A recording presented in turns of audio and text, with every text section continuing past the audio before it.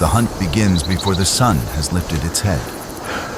5 lean shadows rush across the golden grass, their bodies taut with hunger, their breath already ragged in the morning heat. They are not hunters by choice, but by necessity, for the land offers nothing freely. The dry season grips the savanna, and every belly is hollow. The leader runs first, a young male, scars lacing his knuckles from past fights with predators and storms. Behind him, 2 females flank wide, one swollen with late pregnancy, the other balancing a crude basket woven of leaves and clay, meant to carry water or meat if fortune is kind. The smallest children trail close, fists wrapped around smooth stones that fit the hand like memory itself. Ahead, a warthog snorts and bolts, blind with fear, driven toward the river bend. This is the world of 4.7 million years ago. The air burns dry. The grasses whisper like brittle bone. Acacia trees throw thin shadows over cracked earth, while far away, herds of elephants and antelope stamp the horizon with dust. But beauty here is cruel. Lions stalk the dawn. Hyenas wait for weakness. Crocodiles keep the rivers. The Australopithecus, these early hominids, stand fragile in comparison. Barely waist-high to a modern human, their brains small, their bodies wiry, their arms long and built for both climbing and defense. Yet they endure, because together they have learned to turn fear into tactics. At the thorn bush, the trap closes. Branches placed in the night funnel the hog's escape. The band bursts forward, stones clatter, sticks jab, children shriek silently with wide eyes and straining throats. The hog bolts to the only open path, the ford. There, the river narrows, its stones slick with algae, its current shallow but treacherous. The ambush is set. The animal plunges. It slips. One female splashes into the water, striking the surface with a branch, sending waves and noise upstream to confuse it. Another plants her body like a barrier, forcing the beast to turn. Then, the strike. A sharpened stick pierces flesh at the joint. The hog thrashes, sand spraying, but the river holds it fast. Blood spills into the current. The kill is made. They do not cheer. Instead, swift hands split hide, pry marrow from bone, slice liver free with a sharp flake of stone. Always watchful, always aware that noise draws rivals. And it does. Across the ford, another band emerges. Cousins, yet enemies. Their eyes burn with hunger no less desperate.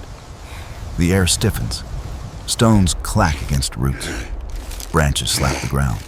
Teeth bare in wordless threats. The 2 groups face each other, divided by water and blood. For a moment, violence waits, coiled, ready to strike. Then thunder shatters the standoff. Lightning cracks the sky into shards. Rain lashes down in sheets so sudden it blinds. The rival band scatters into the trees.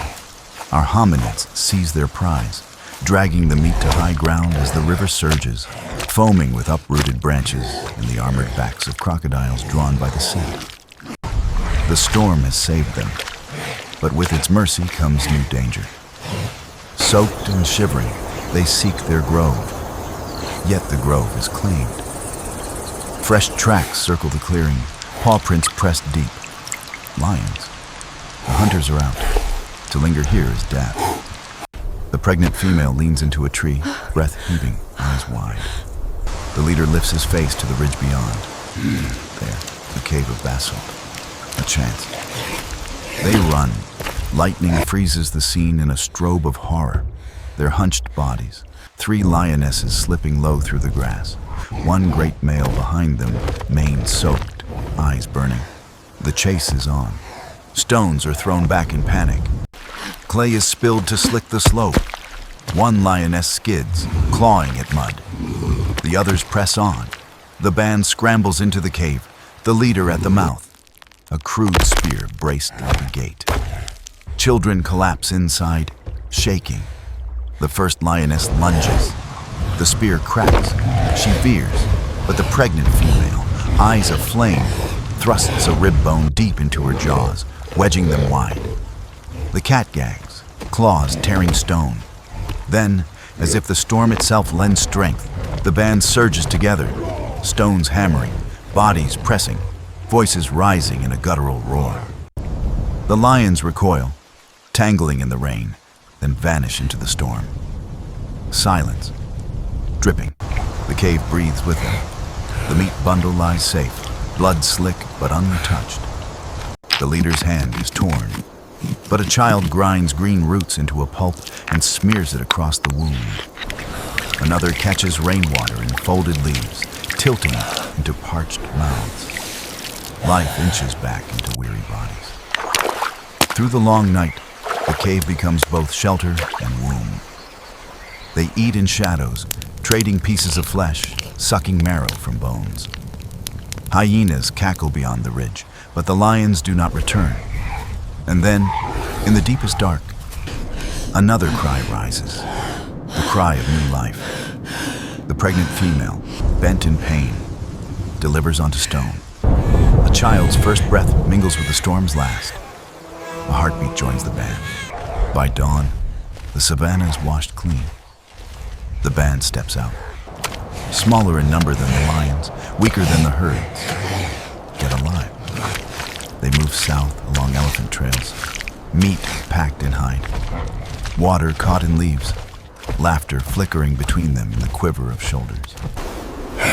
Their victory is not one of triumph, but of endurance. One day more against hunger, predators, and storm. This is how they survive. With no fire to chase the night, with no language beyond gesture and cry, with no weapons more sophisticated than sharpened wood and broken stone. They survived through unity, through courage, through the instinct to move, to protect, to share. Each choice led to the next. Hunt the hog, seize the ford, brave the storm, run for the cave, face the lions, guard the child. In these fragile bodies beating against the vast savannah, the pattern of all future humanity is written, not in words carved on stone, but in the silent rhythm of feet on dust, hands passing food, eyes watching the horizon. Here begins the long story of survival.